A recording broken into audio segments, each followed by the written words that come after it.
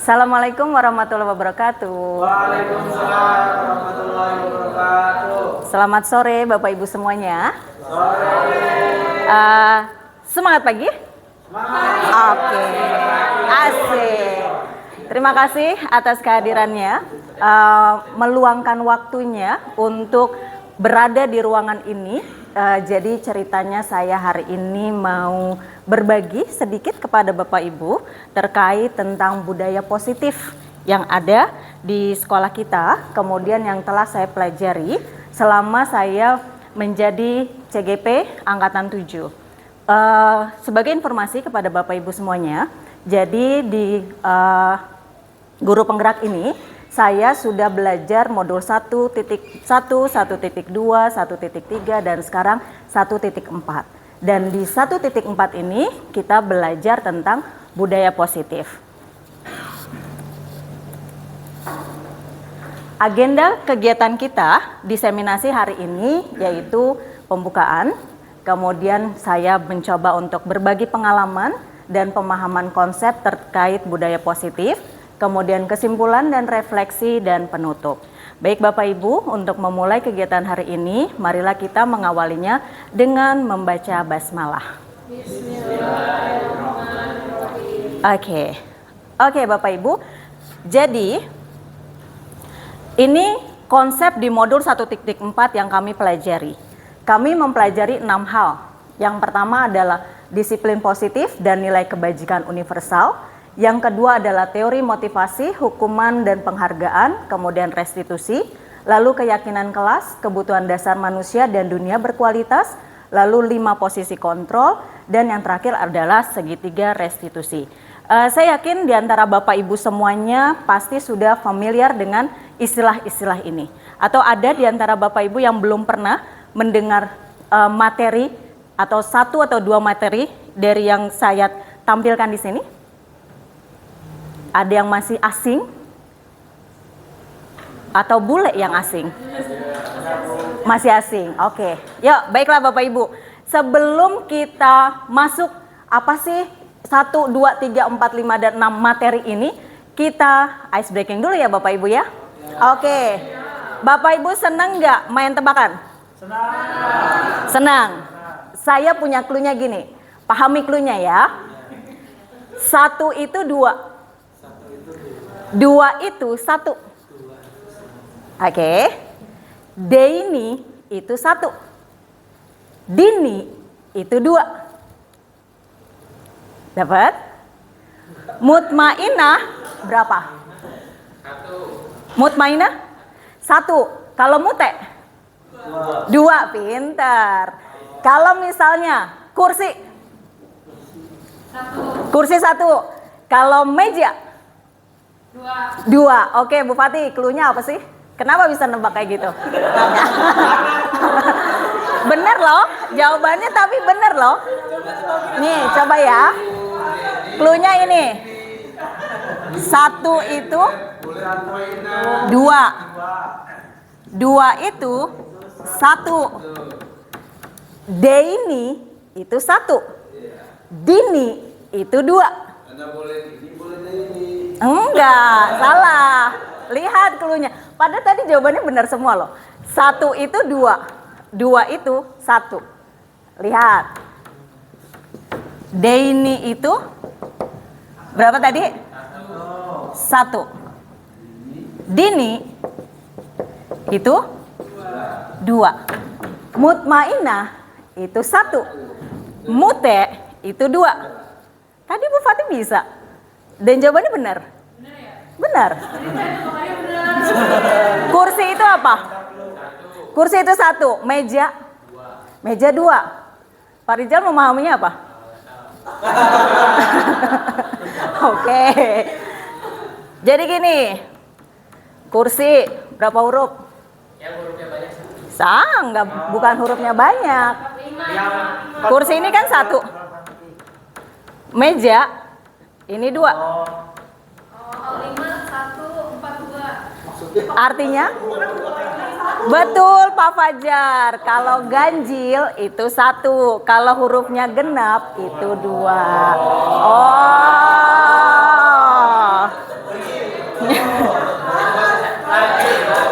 lagi. Oke, sekarang lagi ya. Saya minta Bapak Ibu berpasangan. Ya, saya jawab ya, Mas. Pasangannya di rumah ya Pak Rijal ya? Sama Pak Fajar. Pak Rijal dekati Pak Fajar, Pak Rijal. Alfi sibuk. Ada. Saya liatin aja lah. Oke. Atau Pak Fajar sudah mengalami kayaknya. Berarti saya minta tolong Alfian dan Pak Rijal aja. Yuk. Dekat. Boleh. Boleh. Oke. Ini semua dilakukan Bapak Ibu juga. Jadi salah satu Bapak Ibu mengepalkan tangan. Satu aja. Salah satu aja. Tentukan siapa yang mau ngepalkan tangan. Lalu taruhlah yang ngepalkan tangan A ya. Bapak atau Ibu yang A, di genggaman Bapak Ibu ini sesuatu yang sangat berharga dalam hidup Bapak Ibu. Dan Bapak Ibu harus menjaganya biar tidak hilang, biar tidak lepas. Jadi silakan Bapak Ibu jaga yang ada di genggaman ini. Oke. Nah, tugas yang tidak menggenggam, silakan Bapak Ibu rayu teman Bapak Ibu. Bagaimana caranya? Bagaimana caranya agar teman Bapak Ibu mau membuka tangannya? Nanti terserah, yang ngepalkan tangan boleh aja, itu hak dia mau buka atau enggak. Yang merayu silakan, mau pakai intimidasi boleh, mau dimarahin boleh, mau dilembutin boleh, mau diiming-imingin duit juga boleh. Bebas. Bapak Ibu tugasnya adalah bagaimana merayu agar genggaman ini terlepas. Oke, saya beri 3 detik aja. 30 detik. 30 detik. Yuk kita mulai. 1, 2, 3.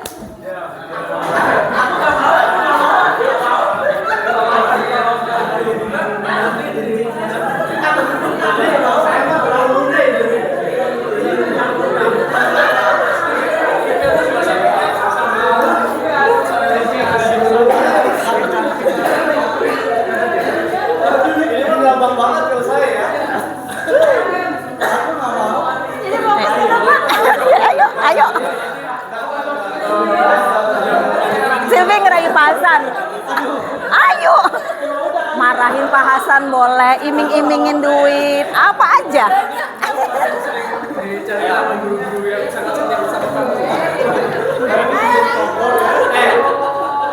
Rijal kesusahan, padahal gampang banget ya. Tapi pasti langsung bisa. Oke, yuk. Bapak Ibu, stop. Sekarang kita coba lihat ya. Kita coba lihat. Pak Rijal silakan rayu Pak Alfian. Ayo. Berarti nggak bisa kebuka ya? Nggak bisa. Ada di antara Bapak Ibu yang mau membuka? Fatih.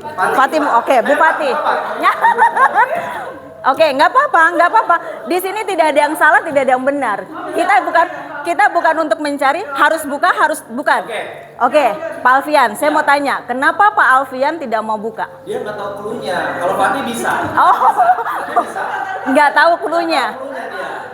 Pak Rijal tadi udah ngapain? Saya udah ajak sweet, gak mau dia. Ajak sweet, nggak mau, nggak dirayu, nggak diajak makan, nggak diomelin. Nggak diintimidasi? Tidak. Oke, terima kasih Pak Alfian, dan ini nanti dulu. Oke, terima kasih. Iya, saya mau tanya. Oh, oke, boleh. Yuk, silakan.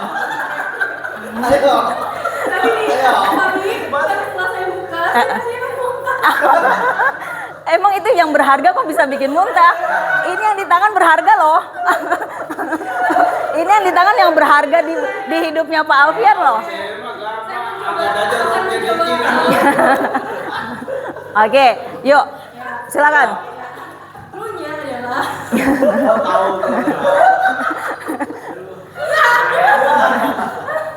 cluenya Alfian. Ayo segera. Ayo. Berhasil nggak dibuka? Muntah sedikit. Alfian ganteng. Iya, Alfian langsung buka. Dia semudah itu dirayu. Oke. Oke, baik, terima kasih. Saya mau tanya satu orang aja. Pak Redisman, tadi Pak Redisman melakukan apa ke Bu Aisyah sehingga Bu Aisyah tidak bersedia membuka genggamannya? Diancam, Bu. Diancam, dirayu? Dirayu, tuh kasih, nanti saya kasih hadiah. Mau dikasih hadiah? Terus ada Tadi tuh kayak cincinnya bagus deh. Oh, itu mah malah celamitan. saya bilang kan kalau jarinya diluruskan, cincinnya makin indah. Oh gitu. Oh itu triknya begitu. Oke. Baik, terima kasih. Bu Silvi, kenapa tidak berhasil merayu Pak Hasan? Dia ngetawain nomor Ingin duit gak mau. Nggak mempan karena memang udah kaya. Iya. Terus? Bantu bikin soal juga. Enggak. Iya. Pak Hasan, kenapa Pak Hasan nggak mau buka? Nggak mau aja. Oke, baik Bapak Ibu. Dari apa yang sudah Bapak Ibu alami tadi, itu menunjukkan apa? Kita yang punya kontrol. Ya enggak? Kita yang punya kontrol atas diri kita. Kita mau ngapain, itu dari diri kita sendiri. Begitu juga dengan murid. Murid itu punya kontrol Bapak Ibu. Mereka mempunyai kontrol dari dirinya sendiri. Kalau mereka seakan-akan mau mengikuti apa yang kita minta, itu artinya mereka sedang membiarkan dirinya untuk dikontrol. Jadi seperti itu. Nah, ini berdasarkan teori. Ada yang namanya teori kontrol atau teori pilihan yang dipaparkan oleh Dr. William Glasser dalam teorinya yang disebut choice of theory. Di sini beliau mengatakan, Anda tidak dapat mengontrol orang lain.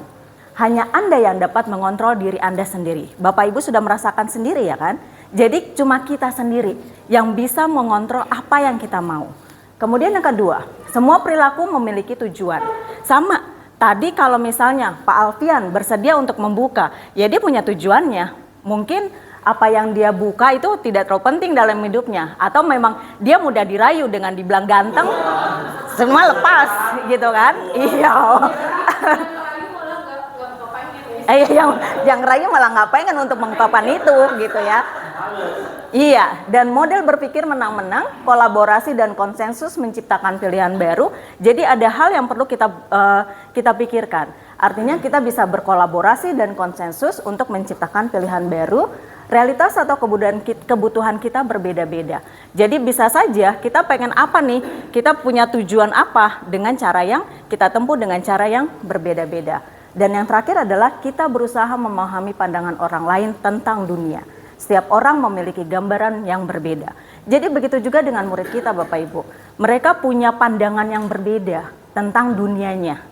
Tentang dunia berkualitasnya seperti apa. Itu mereka punya pandangan yang berbeda-beda. Baik Bapak Ibu, ini materi yang pertama yang kami pelajari, yaitu disiplin positif dan nilai kebajikan universal. Tujuan disiplin positif. Apa sih menurut Bapak Ibu tujuan kita menerapkan disiplin positif? Kira-kira untuk apa? Kita pengen melihat apa dari murid kita? Pengen melihat murid yang berkarakter baik? Ya enggak? Pengen melihat mereka punya dunia yang berkualitas? Ya enggak? Betul, jadi kita pengen mereka punya karakter. Tujuan dari penerapan disiplin positif adalah agar terbentuk murid-murid yang berkarakter, berdisiplin, santun, jujur, peduli, bertanggung jawab, dan merupakan pembelajar sepanjang hayat sesuai dengan standar kompetensi lulusan yang diharapkan. Apa sih makna disiplin? Kalau dilihat dari katanya, disiplin itu adalah berasal dari bahasa Latin, yaitu disciplina, yang artinya belajar. Kebanyakan orang akan menghubungkan kata disiplin dengan tata tertib, teratur, dan kepatuhan pada peraturan. Setuju nggak Bapak Ibu? Kalau misalnya anak datangnya tepat waktu, kita langsung melekatkan status itu, anak itu disiplin. Ya, oke. Berikutnya, kata disiplin juga sering dihubungkan dengan hukuman, padahal itu sungguh berbeda. Karena belajar tentang disiplin positif tidak harus dengan memberi hukuman. Justru itu adalah salah satu alternatif terakhir, dan bila perlu tidak digunakan.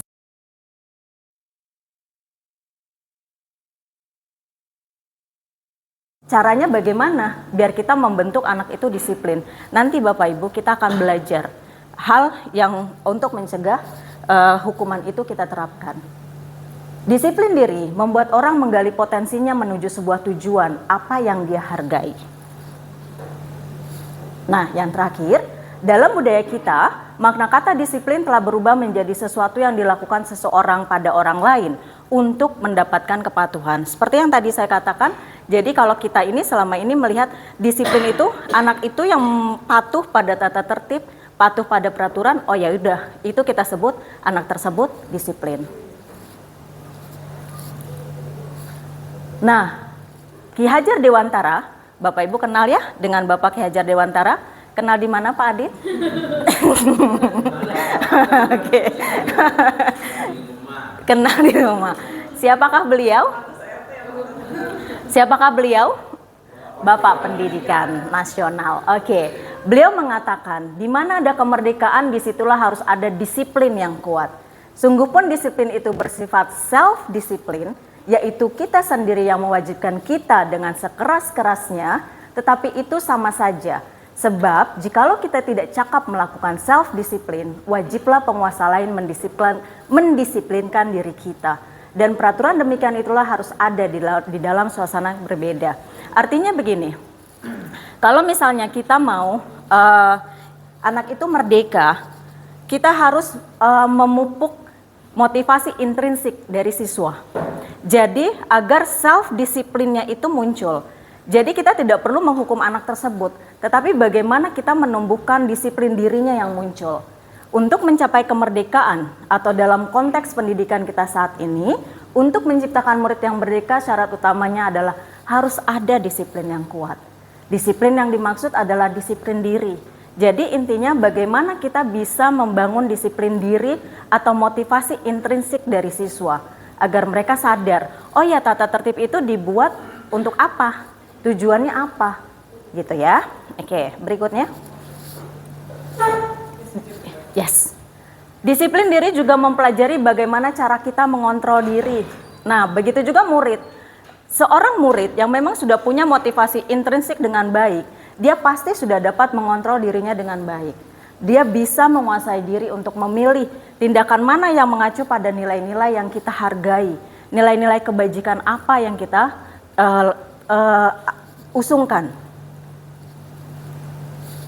Nah, dengan kata lain, seseorang yang memiliki disiplin diri berarti mereka bisa bertanggung jawab terhadap apa yang dilakukannya karena mereka mendasarkan tindakan mereka pada nilai kebajikan universal. Tugas kita sebagai pendidik apa Bapak Ibu? Yaitu ini, menciptakan anak-anak yang memiliki disiplin diri sehingga mereka bisa berperilaku dengan mengacu pada nilai-nilai kebajikan. Oke. Nah, sekarang apa sih nilai kebajikan universal? Kalau secara teori, nilai kebajikan universal itu adalah nilai kebajikan yang disepakati bersama. Jadi tidak melihat suku bangsa, tidak melihat agama, tidak melihat bahasa atau latar belakang pendidikan, latar belakang ekonomi. Jadi semuanya meyakini, oh ini loh nilai kebajikan yang harus kita laksanakan. Nah, itu namanya kita sebut nilai kebajikan universal. Nah, kalau sekarang kita mengenal yang namanya profil pelajar Pancasila. Itu adalah nilai kebajikan universal yang memang kita mau ciptakan, kita mau bentuk anak-anak biar profil mereka profil pelajar Pancasila, yaitu yang 6: beriman, bertakwa kepada Tuhan Yang Maha Esa, dan berakhlak mulia. Kemudian mandiri, bernalar kritis, berkebinekaan global, bergotong royong, dan kreatif. Menurut Bapak Ibu, anak-anak kita sudah ada belum ciri dari mereka ini? Mereka punya profil berpelajar Pancasila? Ada. Semuanya? Apa yang perlu kita tingkatkan dari yang ini? Beriman, bertakwa. Saya rasa kita masih perlu untuk meningkatkan yang poin bertakwa kepada Tuhan Yang Maha Esa. Karena setiap hari kita masih harus mengejar mereka, mengingatkan mereka untuk sholat tepat waktu, untuk ibadah tepat waktu gitu ya. Tetapi kalau yang mandiri sudah bisa, sudah terlihat ya. Kemudian bernalar kritis, sudah bernalar kritis itu tergantung juga dari Bapak Ibu. Bagaimana Bapak Ibu menciptakan topik di pelajaran itu yang memicu daya pikir kritis mereka. Jadi jangan standar-standar saja. Tetap kita harus selalu belajar biar anak-anak itu dapat kegiatan yang bisa mengasah nalar kritis mereka. Bagaimana dengan berkebinekaan globalnya? Sudah oke? Sudah terlihat? Berkebinekaan globalnya, mereka saling menghormati. Sudah ya? Tidak ada yang namanya sara di kelas di antara murid-murid kita? Tidak ada. Lalu bergotong royong sudah kelihatan ya, apalagi untuk yang kurikulum merdeka kita sudah punya yang namanya project. Nah itu dia, dan yang kreatif. Oke Bapak Ibu, untuk materi pertama, jadi saya sifatnya ini aja, tidak ada sesi tanya jawab, tetapi kalau tidak ada sesi tanya jawab khusus, tapi kalau memang ada yang Bapak Ibu ingin tanyakan atau Bapak Ibu ingin share, silakan saja ya Bapak Ibu ya, di interrupt saja. Ada? Saya lanjut? Oke. Yang berikutnya adalah materi tentang teori motivasi, hukuman, konsekuensi, restitusi. Apa sih motivasi Bapak Ibu? Apa sih motivasi? Pak Zamzam. Pak Zamzam kalau datang ke kelas tepat waktu tuh motivasinya apa? Motivasinya supaya anak juga datang. Oke, berarti memberi contoh, memberi teladan. Oke. Bu Fatih, kalau Bu Fatih tiap pagi datang ke sekolah pagi jam 6, itu motivasinya apa? Biar dapat pujian dari Kepsek? Enggak. Biar dikasih hadiah dari wakil? Enggak. Biar dapat teman banyak? Enggak juga. Biar absensinya. Terus tergeraknya dari diri sendiri atau suka males tapi ingat masih saya harus absensi gitu. Iya. Oke. Biar absensinya nggak telat aja. Oke. Nah, Bapak Ibu, manusia itu melakukan sesuatu itu karena 3 motivasi. Yang pertama adalah untuk menghindari ketidaknyamanan atau hukuman. Kayak contoh misalnya kita datang cepat-cepat, aduh jangan sampai terlambat nih, nanti Kepsek marah. Nah itu artinya kita melakukan perilaku kita itu sesuai motivasinya dengan yang pertama. Kemudian ada juga yang kedua, untuk mendapatkan imbalan atau penghargaan dari orang lain. At least misalnya kita melakukan sesuatu biar dapat pujian deh dari seseorang. Ih Pak Radisman rajin sekali ya, karyawan yang bagus, guru yang teladan, seperti itu. Itu namanya melakukan sesuatunya atas motivasi yang kedua. Kalau yang ketiga, untuk menjadi orang yang mereka inginkan dan menghargai diri sendiri dengan nilai yang mereka percaya. Nah ini motivasi yang terindah. Artinya yang terindah, ini motivasi datang dari diri sendiri. Yang motivasi seperti ini yang kita mau bangun di anak-anak. Yang kita upayakan biar mereka itu seperti ini loh. Mereka sadar kalau mereka itu jam 6.20 sudah harus berada di kelas. Jam 6.30 kita sudah harus melakukan, kita udah harus nyanyi Indonesia Raya, kemudian langsung ke kebiasaan kita. Dan lanjut ke belajar. Seperti itu. Jadi bukan karena untuk menghindari hukuman atau apalah, ini yang akan kita targetkan. Gitu ya Bapak Ibu ya. Nah, hukuman, konsekuensi atau restitusi. Ada hal yang Bapak Ibu, ini baru dengar nih. Atau semuanya sudah familiar? Apa sih hukuman, apa sih konsekuensi? Restitusi. Berarti hukuman udah familiar ya?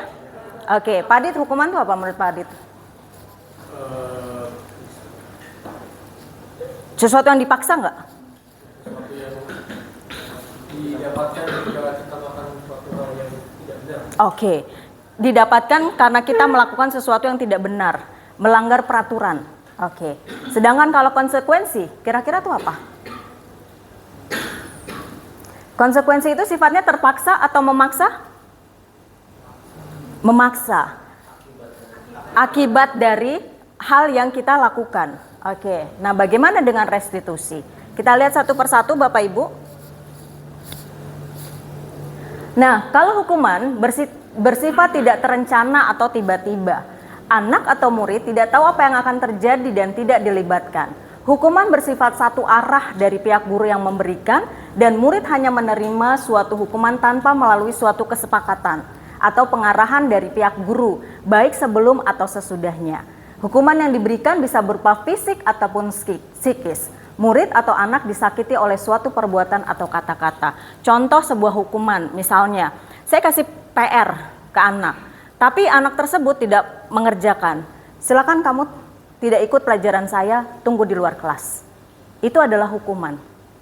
Kenapa? Karena murid itu tidak tahu, dia akan diberikan konsekuensi seperti itu, hukuman seperti itu. Dan itu ada identitas gagal di murid tersebut. Di teman-temannya, dia merasa dijatuhkan. Nah, itu yang namanya hukuman. Dan itu yang harus kita hindari untuk dilakukan kepada murid. Bagaimana dengan konsekuensi? Kalau konsekuensi, disiplin dalam bentuk konsekuensi sudah terencana atau sudah disepakati, sudah dibahas dan disetujui oleh murid dan guru. Umumnya bentuk konsekuensi dibuat oleh pihak guru atau sekolah dan murid sudah mengetahui sebelumnya konsekuensi yang akan diterima bila ada pelanggaran. Pada konsekuensi, murid tetap dibuat tidak nyaman untuk jangka waktu pendek. Konsekuensi biasanya diberikan berdasarkan suatu data yang umumnya dapat diukur. Misalnya, setelah 3 kali tugasnya tidak diselesaikan pada batas waktu yang diberikan, maka murid tersebut harus menyelesaikan tugas karena ketertinggalannya. Peraturan dan konsekuensi yang mengikuti ini sudah diketahui sebelumnya oleh murid. Nah, kalau kita memberikan konsekuensi, contoh, setiap pagi ada anak yang terlambat, lalu kita tidak izinkan mereka dulu untuk masuk kelas. Kita taruh mereka dulu di lapangan, kita berikan pembinaan. Nah, itu yang namanya konsekuensi Bapak Ibu. Kita sudah sosialisasikan tata tertib kepada murid, kepada orang tua, kepada wali kelas, kepada para guru semuanya sudah tahu. Ini loh tata tertib yang kita buat di sekolah. Tata tertib itu dibuat berdasarkan memang ada acuannya dari Kemendikbudristek. Kemudian kita sesuaikan dengan kondisi di sekolah kita. Nah, itu kita terapkan. Nah, ada yang melanggar, itu konsekuensinya apa? Ya sudah, harus pembinaan dulu. Anak-anak apakah sudah tahu? Sudah. Mereka sudah tahu dulu sebelumnya. Jadi sifatnya tidak mendadak. Dan sifatnya itu perasaan tidak nyaman, tapi untuk jangka waktu yang pendek. Apakah mereka nyaman berada di lapangan? Tidak. Karena teman-temannya semua lihat. Guru-gurunya semuanya lihat. Jadi ada hal yang kita bikin tidak nyaman ke anak-anak, tapi dalam jangka waktu yang tidak lama. Oke. Nah, sekarang restitusi. Yes, silakan Pak. Kalau restitusi, ini cara yang terbaik yang bisa kita lakukan kepada anak. Kalau restitusi itu kita tidak menyalahkan si anak. Pada saat dia melakukan kesalahan, kita panggil dia. Artinya kita bikin mereka itu tidak ada identitas gagal. Jadi meskipun mereka melakukan kesalahan, melanggar tata tertib, tetap kita arahkan. Kita arahkan ke mereka, kita gali kenapa mereka melakukan itu. Alasan dibalik itu semua apa? Karena setiap perilaku pasti ada tujuan. Seperti yang tadi teori kontrol, di situ dikatakan seperti itu. Setiap tindakan itu, setiap perilaku ada tujuannya. Nah, di restitusi kita juga seperti itu. Kita sama murid, kita duduk bersama. Kita duduk bersama, kita bicarakan kenapa dia melakukan hal itu. Lalu solusinya apa? Agar itu tidak terulang kembali, sehingga dia kembali ke teman-temannya dalam kondisi dia tidak ada identitas gagal. Dia tidak dipermalukan, meskipun dia sudah melakukan kesalahan. Oke, Bapak Ibu ada yang mau share? Atau ada yang mau dikomentari? Tidak. Berikutnya. Nah, keyakinan kelas. Ini keyakinan kelas saya lakukan di salah satu kelas yang saya ajarkan. Mengapa sih keyakinan kelas? Mengapa tidak peraturan kelas saja? Biasanya kan kalau kita bikin tuh di awal tahun ajaran, kita ketemu murid kita bikin peraturan kelas ya? Iya, saya lihat di kelasnya Pak Alfian ada peraturan kelas. Itu saya lihat, oh ya, peraturannya bagus. Sudah ditempel di kelasnya, kemudian ada tertulis gitu. Tetapi kenapa tidak peraturan kelas? Kenapa kita sekarang ganti menjadi keyakinan kelas? Sekarang saya tanya, Pak siapa ya? Miss Mute deh. Miss Mute kenapa kalau naik motor pakai helm? Satu, karena ada polisi. Terus? Oke, berarti keselamatan ya. Oke, betul sekali. Pak Rijal, kenapa harus pakai masker? Kenapa harus pakai masker, Pak Rijal? Untuk menjaga kesehatan. Betul. Biar tetap sehat, ya kan? Betul sekali. Nah, itu Pak Rijal meyakini itu. Dan Miss Muti juga meyakini itu. Dengan dia pakai helm, kita pakai helm pada saat mengendarai motor, kita akan selamat. Kemudian juga kita pakai masker pada saat apalagi waktu Covid, biar kita sehat. Nah, Pak Hasan langsung pakai masker. Nah, itu namanya keyakinan. Apabila kita sudah yakin sesuatu itu baik, kita pasti akan melakukannya dengan senang hati. Kita pasti akan melakukannya dari dalam diri sendiri. Sumbernya dari dalam diri sendiri. Makanya itu dia. Sesuatu yang kita yakini baik, itu pasti akan dijalani dengan senang hati. Maka beda dengan peraturan kelas. Kalau peraturan kelas, oke, kalian harus datang tepat waktu. Jika misalnya tidak masuk harus lapor ke wali kelas, seperti itu kan? Ada nggak? Pernahkah kita menanyakan dengan peraturan kelas itu, apakah semua anak-anak bersedia? Senang dengan itu? Tidak. Biasa saja, ada yang tidak suka dengan poin dari peraturan kelas tersebut. Tetapi beda dengan keyakinan kelas. Kalau keyakinan kelas, kita melibatkan semua murid. Semua anak-anak itu kita libatkan. Jadi semuanya memberikan idenya, memberikan keinginannya seperti apa. Gitu ya.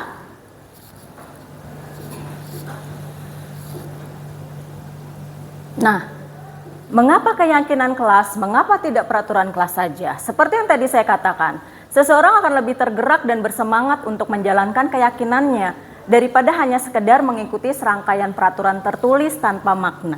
Jadi memang semuanya itu harus punya makna. Mereka itu, murid itu, apalagi zaman sekarang Bapak Ibu, pasti Bapak Ibu juga tahu. Anak-anak kalau melakukan sesuatu pasti pengen tahu alasannya dong. Kenapa sih saya harus pakai seragam putih, terus atasannya batik? Kan gitu ya, pasti ada. Mereka harus tahu alasan dibalik apa yang harus mereka lakukan. Makanya kita harus yakinkan anak-anak. Kita harus mengembalikan. Anak-anak punya keyakinan apa? Biar kelasnya itu tercipta dengan nyaman. Oke, nah murid-murid pun demikian.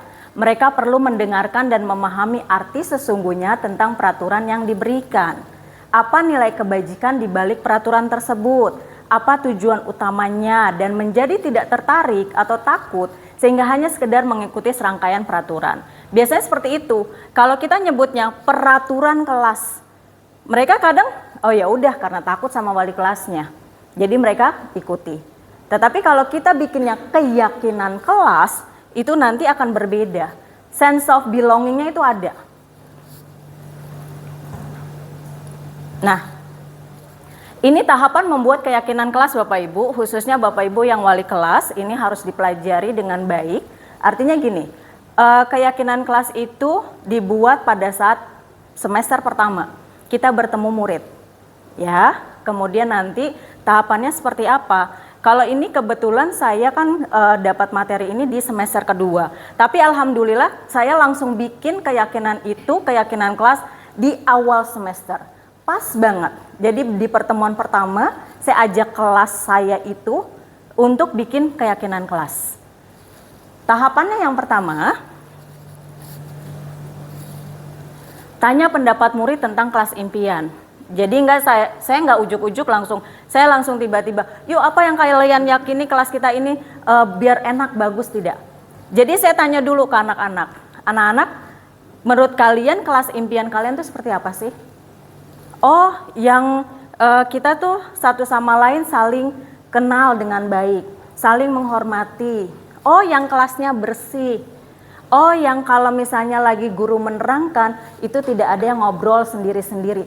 Itu semua, itu awalnya saya tanya secara lisan, satu persatu. Nggak semuanya dulu. Jadi saya tunjuk beberapa orang, atau saya tanya beberapa orang, kemudian saya tanyakan, apa sih yang mereka inginkan untuk menciptakan kelas impian mereka. Oke, itu tahap pertama. Yang kedua, kan tadi secara lisan tuh Bapak Ibu. Setelah lisan, kemudian cuma beberapa orang, saya tanya ke mereka, kalian maunya menuangkan, kan tadi tuh nggak semuanya ya, mungkin ada yang malu untuk ngomong langsung, Nah, saya akan kasih kamu sticky note. Kalian maunya individu apa per kelompok mendiskusikan untuk kelas impiannya seperti apa. Nah, kebetulan di kelas yang saya lakukan itu mereka maunya individu. Jadi saya kasih sticky note ke semuanya. Kalian bebas pokoknya di pikiran kalian tuh kelas impian tuh kayak apa sih? Silakan, bebas aja, tuangkan. Sudah, mereka sudah tulis semuanya, tidak ada pemaksaan sedikit pun. Jadi biarkan mereka menulis apa yang mereka mau, apa yang mereka rasakan selama di kelas, apa yang mereka inginkan di kelas itu, gitu ya. Kemudian berikutnya saya kumpulkan, kemudian saya tempel sticky note-nya.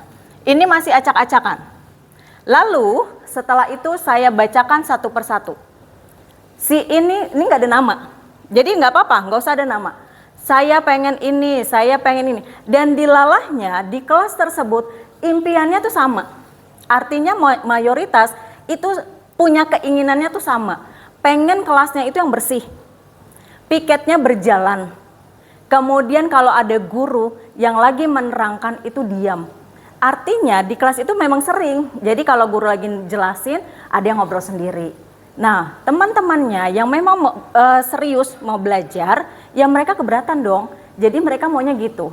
Saya maunya kalau misalnya guru lagi nerangin, lagi emang serius, ya udah pada diam. Jadi tahu waktunya kapan harus bercanda, kapan mereka harus belajar. Keinginan mereka sama. Jadi pada saat itu setelah saya kumpulkan, saya saya klasifikasikan keinginan mereka tersebut sesuai dengan apa yang sudah mereka tulis. Yaitu ini, yang ketiga. Ambil kesimpulan dari ide murid. Dari ide yang banyak ini, kemudian kan ada kesamaan.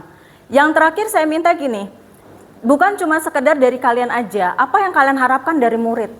Ternyata ada satu keinginan dari murid kepada kita. Mereka inginnya itu, guru itu menerangkan dulu sebelum guru itu ngasih tugas. Nah, jadi itu buat refleksi diri kita Bapak Ibu. Jadi ingat, kita jangan lupa jelasin dulu. Jangan tahu-tahu ngasih tugas aja. Itu harapan mereka. Cuma satu harapan mereka kepada kita. Jadi guru itu menjelaskan terlebih dahulu sebelum mereka memberi tugas. Cuma itu saja. Mereka tidak komplain dengan berapa banyaknya tugas yang kita berikan, tidak. Yang mereka inginkan hanya itu. Nah, itu sudah. Lalu saya minta mereka tulis keyakinan kelas. Jadi dari ide yang banyak ini, kemudian kita klasifikasikan, jadilah keyakinan kelas. Keyakinan kelas itu tidak perlu banyak Bapak Ibu, nggak usah banyak. Jadi beberapa, saya bilang ke mereka, keyakinan kelas itu nggak perlu banyak. Sedikit tapi realistis dan kalian mudah untuk melakukannya. Saya minta itu aja. Jadi kalian memang yakin, sanggup nggak mengerjakan itu? Dan mereka semua sepakat, oke, sanggup. Ya sudah, itulah yang menjadi keyakinan mereka. Setelah itu bikin posternya. Setelah bikin poster, saya membentuk tim penanggung jawab. Tim penanggung jawab bukan buat cepuin anak-anak, bukan.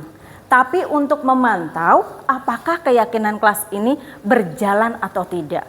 Saya tidak akan bertanya di depan kelas, tidak. Tapi contoh, saya nanya, ini yang saya ambil adalah kebetulan pengurus kelas. Dan kebetulan di kelas ini pengurus kelasnya memang sudah bagus. Bagus dari akademiknya, bagus dari disiplinnya. Makanya saya percaya mereka untuk menjadi penanggung jawab. Mereka, saya minta jadi penanggung jawab, kemudian sesekali saya WhatsApp salah satu dari mereka. Bagaimana piket hari ini? Berjalan? Berjalan, Miss? Oke. Artinya mereka sudah menyadari untuk melakukan keyakinan kelas tersebut. Setelah jadi poster, semuanya bertanggung jawab, mereka harus tanda tangan. Tanda tangan semuanya Bapak Ibu. Jadi untuk menunjukkan itu adalah keyakinan yang mereka buat tanpa ada paksaan. Berikutnya adalah harus ada pemantauan secara rutin. Bapak Ibu wali kelas pada saat membuat keyakinan kelas itu kan buatnya di awal semester 1.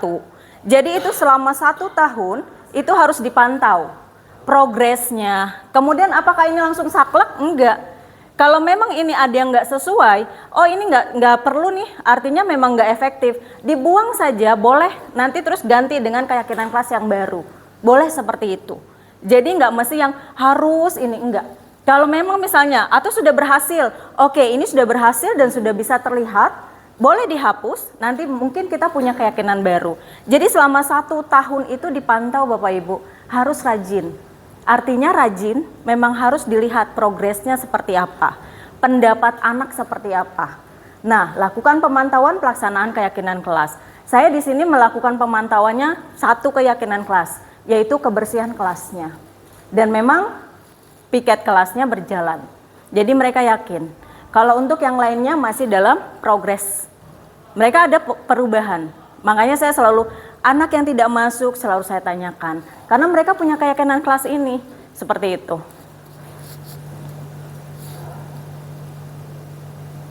Nah, ini poin yang harus Bapak Ibu wali kelas ingat. Keyakinan kelas berupa pernyataan universal. Jadi memang semuanya harus meyakini itu adalah hal baik. Yang memang bisa kita lakukan dan tidak mengada-ngada. Dan bisa mereka sanggup melakukannya. Yang kedua, pernyataan keyakinan kelas senantiasa dibuat dalam bentuk positif. Hindari menggunakan kata jangan dan dilarang. Jadi jangan pakai kata jangan atau dilarang ya Bapak Ibu. Misalnya dilarang datang terlambat, tidak. Jangan pakai kata jangan atau dilarang. Yang berikutnya, keyakinan kelas hendaknya tidak terlalu banyak. Nah seperti yang tadi saya katakan, nggak usah banyak tetapi memang realistis dan bisa dilaksanakan. Keyakinan kelas sebaiknya sesuatu yang dapat diterapkan di lingkungan tersebut. Semua warga kelas hendaknya ikut berkontribusi. Nah, ini poin penting. Semua anak itu harus berkontribusi dan mereka harus menulis keyakinan kelasnya lewat curah pendapat atau brainstorming yang di awal mereka lakukan. Bersedia meninjau kembali keyakinan kelas dari waktu ke waktu. Jadi dalam 1 tahun itu dilihat progresnya. Nah, ini adalah keyakinan kelas yang mereka buat. Ini tidak ada paksaan sama sekali. Ini memang mereka yang bikin dan mereka sudah sepakati. Kami akan selalu menjaga kebersihan kelas. Kami akan menjalankan tugas sebagai piket harian dengan kesadaran diri. Kami akan saling berinteraksi satu sama lain dengan harmonis. Karena di kelas itu awalnya memang ini kelompok yang anak-anak pintar, ini kelompok yang kurang, yang sedang-sedang saja. Jadi sangat terlihat sekali. Nah ini mereka mau loh membaur dan posisi duduknya juga diubah. Sama wali kelas diubah. Karena wali kelasnya juga lihat, oh ini ada memang mereka harus berinteraksi. Lalu kami akan selalu hadir di kelas dan tidak datang terlambat dan seterusnya. Nah ini yang poin nomor 7 Bapak Ibu yang tadi saya katakan. Kami berharap para guru tidak memberikan tugas sebelum menjelaskan materi tersebut. Jika Bapak Ibu mengajar di 11 IPS 1, keyakinan kelas ini kami tempel di samping papan tulis. Silakan Bapak Ibu lihat. Dan boleh ditanyakan keyakinan kelasnya sudah berjalan atau belum. Nah, ini dia. Oke, berikutnya. Kebutuhan dasar manusia dan dunia berkualitas. Bapak Ibu sebelumnya ada yang mau komentar? Enggak ya, lanjut ya. Kebutuhan dasar manusia dan dunia berkualitas. Nah, ada 5 dasar kebutuhan manusia. Ini kebutuhan kita juga sih, bukan kebutuhan murid saja. Yang pertama, bertahan hidup atau survival. Yang kedua, kasih sayang dan rasa diterima. Yang ketiga, kesenangan. Yang keempat, kebebasan. Dan yang kelima, kekuasaan. Apabila Bapak Ibu melihat ada anak yang melanggar tata tertib atau disruptif, ada yang tidak berperilaku tidak sesuai, itu pasti salah satunya mereka ada kebutuhan yang tidak terpenuhi. Setiap kebutuhan itu tidak terpenuhi, itu akan terlihat dari sikapnya. Kayak gitu ya. Kayak misalnya anak males-malesan, ya udah berarti mereka kurang, mereka butuh kesenangan, seperti itu. Kayak misalnya ada teman suka minta bekal temannya aja. Tapi kayaknya kalau di sekolah kita nggak ada ya, kayaknya. Minta bekal dari temannya aja. Ya mungkin dia tidak dibekali sama orang tuanya dan dia harus survive. Ya enggak, daripada dia pingsan, ya kan? Nah itu dia. Oke, nah ini yang saya tadi katakan, ketika seorang murid melakukan suatu perbuatan yang bertentangan dengan nilai kebajikan atau melanggar peraturan, hal itu sebenarnya dikarenakan mereka gagal memenuhi kebutuhan tersebut. Jadi pokoknya dilihat saja, kalau ada yang berperilaku kurang baik, oh ini pasti ada satu kebutuhan mereka yang tidak terpenuhi. Dan mereka berusaha untuk memenuhinya, seperti itu. Nah, dunia berkualitas. Apa sih dunia berkualitas Bapak Ibu? Kayak kita. Pak Redisman punya nggak dunia berkualitas? Pasti punya. Punya. Yang yang kita isi di dunia berkualitas itu apa? Kenangan indah, ya nggak? Seseorang yang baik. Pokoknya semua yang baik-baik. Event yang menyenangkan, kayak hari ini menyenangkan, ya kan? Nah, masuk dunia berkualitas kan? Nah, itu. Tuh, Miss Mute senang banget di hari ini. Dia sangat excited hari ini. Bu Silvi juga gitu. Nah, itu akan masuk ke dunia berkualitasnya. Ke dunia berkualitas Bu Mute, ke dunia berkualitas Pak Fajar. Hari ini menyenangkan loh. Saya mendapat ilmu baru misalnya. Nah, itu juga. Murid juga butuh dunia berkualitas Bapak Ibu. Dan kita upayakan selama mereka berada di sekolah, itu adalah dunia berkualitasnya mereka. Jadi kita menciptakan di pikiran mereka, itu menjadi kenangan yang baik. Oh, saya diajarkan nih bagaimana berdisiplin. Oh, ternyata budaya di 34 menyenangkan loh, positif loh, bermanfaat untuk saya di masa depan nanti. Itu masuk ke dunia berkualitas mereka. Intinya adalah kebutuhan dasar ini bersifat dunia berkualitas lebih unik dan personal. Sifatnya itu, kalau tadi kebutuhan dasar sifatnya umum, universal. Sedangkan kalau dunia berkualitas, itu sifatnya personal. Setiap individu dunia berkualitasnya beda-beda. Pak Rijal dunia berkualitasnya siapa? Oh, mungkin istri tercinta pastinya. Nah, terus laptopnya. Itu masuk ke dunia berkualitasnya. Kalau nggak ada laptopnya, dia merasa, aduh hidup saya hampa misalnya. Laptop sekolah. Oke, baik.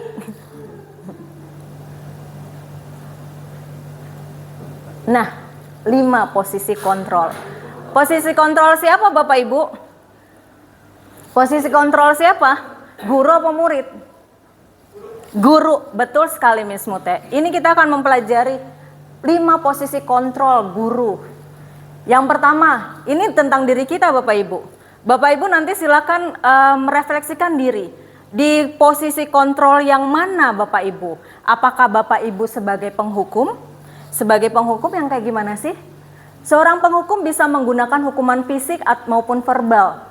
Orang-orang yang menjalankan posisi penghukum senantiasa mengatakan bahwa sekolah memerlukan sistem atau alat yang dapat lebih menekan murid lebih dalam lagi.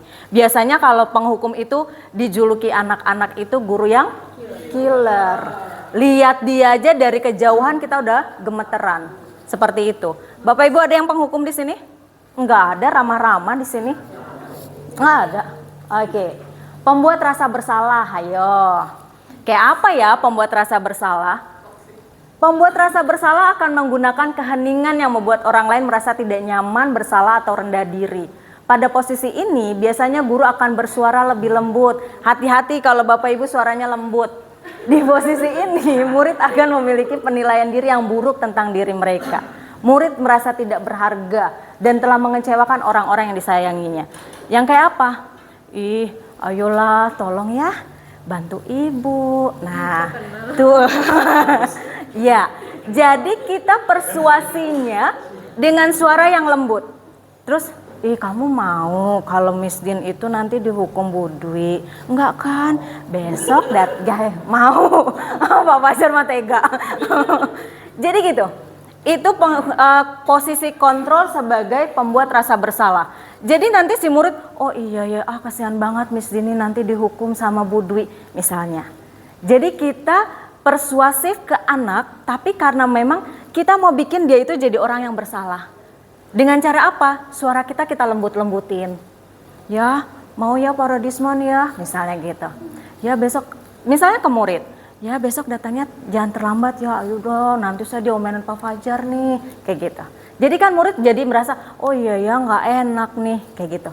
Itu yang namanya pembuat rasa bersalah. Apakah Bapak Ibu demikian? Tidak. Nah, saya rasa ini, ya enggak? Guru pada posisi ini tidak akan menyakiti murid, namun akan tetap berupaya mengontrol murid melalui persuasi. Yang kayak apa ya? Kalau teman, biasanya apalagi Bapak Ibu ini masih muda semuanya. Biasanya kan usia sama murid ya beda setahun 2 tahun ya. Oh, lebay. Nah, 3 bulan malah. Jadi kan CS tuh, ngerti dunia murid. Bahasanya juga kan pasti lebih keterima dong sama murid-murid. Nah, itu posisi kontrolnya kita sebagai teman. Jadi cara kita mendekati murid itu ya layaknya kita teman gimana sih? Kita merangkul dia dengan bahasa yang mereka saling ngerti. Tapi ada positif dan negatifnya kalau kita ngambil posisi kontrol sebagai teman. Yang positifnya murid akan percaya sama kita. Murid akan gampang, oke, kita bisa lebih mudah untuk mengajak dia berkolaborasi, berkoordinasi, itu lebih mudah. Tapi ada negatifnya. Misalnya, satu sisi kita kan juga punya wewenang gitu ya. Nanti kalau kita tidak sejalan dengan dia akan kecewa. Murid itu akan kecewa. Loh kok Mistin jadi berubah sih? Dia kan biasanya asik. Kok sekarang jadi nggak asik sih? Nah itu. Karena biasanya saya tuh yang ngertiin murid misalnya. Tapi tiba-tiba saya marah sama mereka. Saya nggak setuju dengan apa yang mereka lakukan. Nah itu negatifnya. Jadi nanti mereka merasa, oh oke, saya nggak dipercaya lagi nih. Kayak gitu. Jadi silakan dipilah-pilah Bapak Ibu. Yang berikutnya adalah pemantau. Nah, memantau berarti mengawasi. Pada saat kita mengawasi, kita bertanggung jawab atas perilaku orang yang kita awasi. Posisi pemantau berdasarkan pada peraturan dan konsekuensi. Seorang pemantau sangat mengandalkan penghitungan catatan data yang dapat digunakan sebagai bukti atas perilaku seseorang. Posisi ini akan menggunakan stiker, slip catatan, daftar cek. Adakah di sekolah kita guru yang pemantau? Yakin? Tim kesiswaan, mana ya catatan keterlambatan hari ini? Nah, itu namanya pemantau. Tolong dong laporan ke wali kelas. Nah, itu namanya pemantau. Para wali kelas memposisikan mereka sebagai pemantau karena mereka butuh data. Mana nih tim kesiswaan catatan anak keterlambatannya? Si A sudah berapa kali, si B berapa kali, bulan Januari berapa kali, Februari berapa kali? Itu mereka butuh data itu.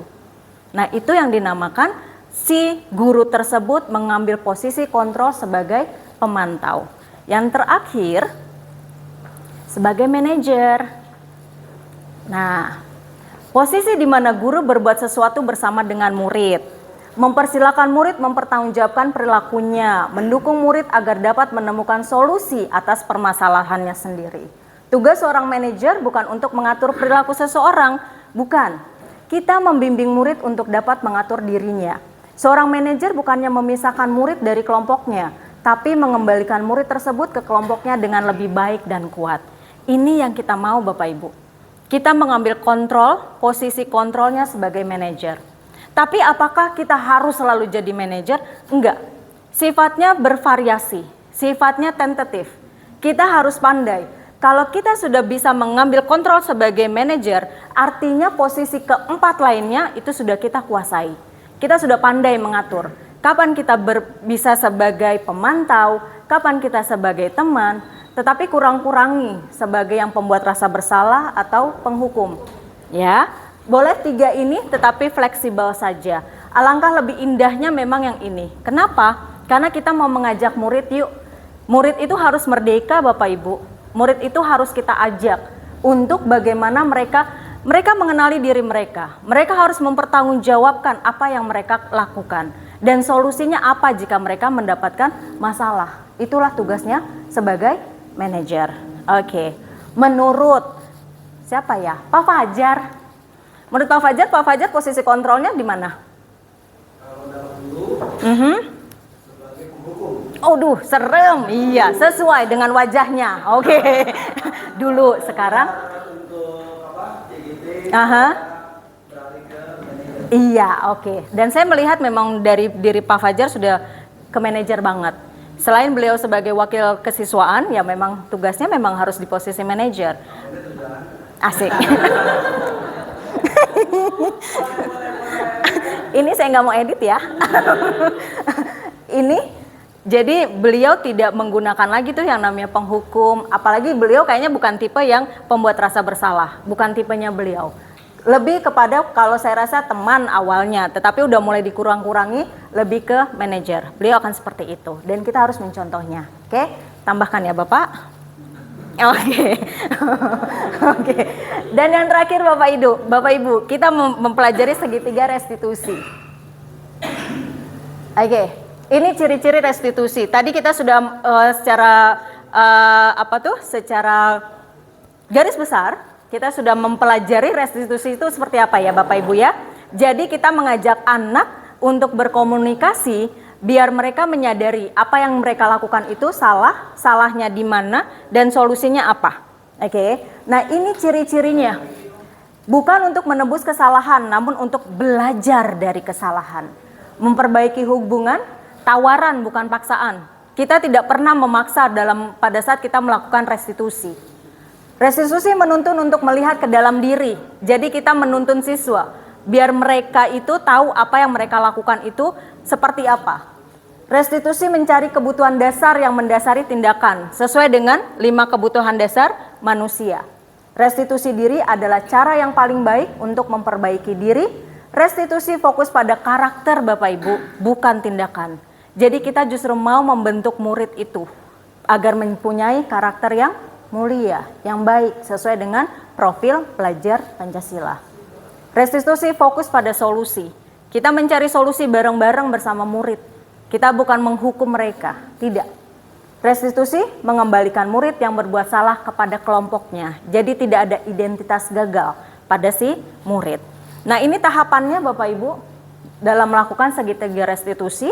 Yang pertama menstabilkan identitas, lalu validasi tindakan yang salah, kemudian menanyakan keyakinan. Contoh misalnya, Pak Zamzam sebagai murid saya, beliau melakukan kesalahan, saya lagi jelasin, beliau tidur, misalnya, iya, pura-pura. Lalu, saya tidak menghukum beliau di depan teman-temannya, tidak. Yang ada adalah setelah kelas saya panggil Pak Zamzam, kemudian saya menstabilkan identitasnya, artinya saya menstabilkan identitasnya itu saya mengatakan setiap orang itu pernah melakukan kesalahan. Seperti itu. Jadi kamu pun juga pasti bisa. Pasti pernah melakukan kesalahannya. Lanjut nanti ke validasi tindakan yang salah. Menurut Pak Zamzam, tadi tidur-tiduran di kelas Miss Din, benar enggak? Seperti itu. Nanti dia akan jawab kan, oh enggak benar Miss karena gini. Oke, tidak benar ya. Artinya dia memvalidasi kalau tindakannya itu salah. Nah, kemudian berikutnya menanyakan keyakinan. Kita kembalikan ke keyakinan yang kita sudah pernah buat sebelumnya. Oke, apa yang kamu lakukan melanggar keyakinan? Apakah sesuai dengan keyakinan yang sudah kita buat? Oh iya Miss, seharusnya saya ini dan sebagainya. Seperti itu Bapak Ibu, dan ini sudah saya praktekkan juga. Ada 2 kasus di kelas dan saya sudah praktekkan dengan menggunakan segitiga restitusi dan saya upload ke YouTube saya. Nah, kesimpulan. Ini dari yang kita pelajari dari 6 materi tadi. Budaya positif di sekolah adalah nilai-nilai, keyakinan, dan kebiasaan di sekolah yang berpihak pada murid agar mereka dapat berkembang menjadi pribadi yang kritis, penuh hormat, dan bertanggung jawab. Sepakat ya Bapak Ibu ya, dari apa yang telah kita pelajari? Salah satu bentuk budaya positif yang dikembangkan di sekolah adalah menerapkan disiplin positif. Dan yang terakhir, disiplin positif dapat dibuat melalui kesepakatan antara guru dan murid agar murid merasa terlibat dan bertanggung jawab dalam menjalankan disiplin tersebut. Oke. Yuk Bapak Ibu, sebagai terakhir, kegiatan terakhir, saya minta tolong, saya akan share link Padlet. Nanti Bapak Ibu isi ya, refleksinya ya. Sedikit saja. Bentar.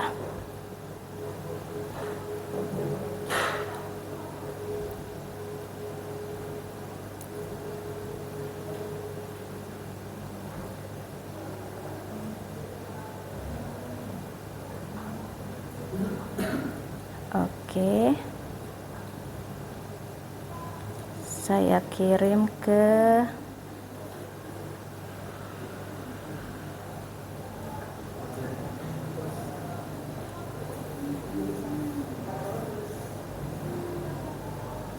bentar.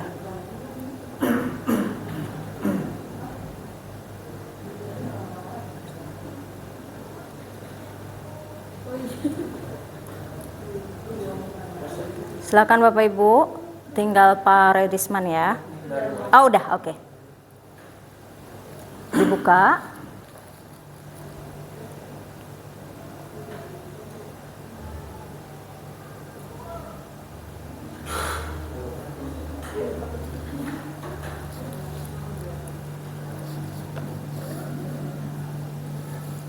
Oke, sudah?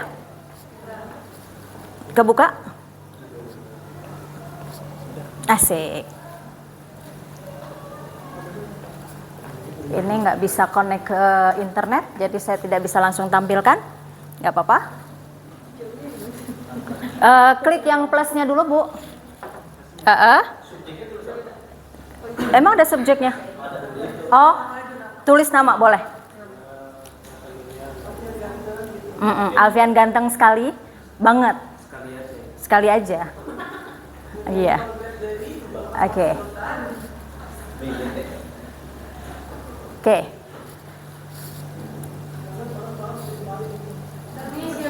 Oh, yang tadi, mohon maaf.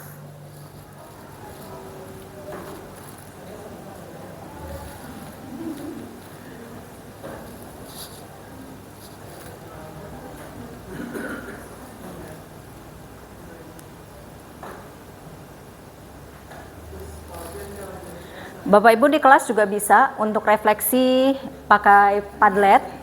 Jadi nanti anak-anak pakai gitu ya. Pakai kuis juga bisa. Ya Bapak Ibu udah keren lah ininya IT-nya.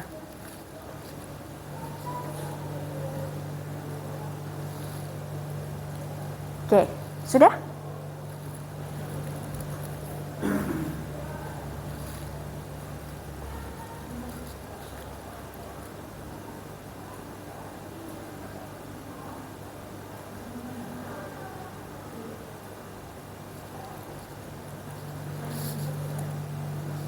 Oke Bapak Ibu, terima kasih. Saya cuma mau ngasih tahu dengan ikut kegiatan guru penggerak, saya jadi punya 2 tambahan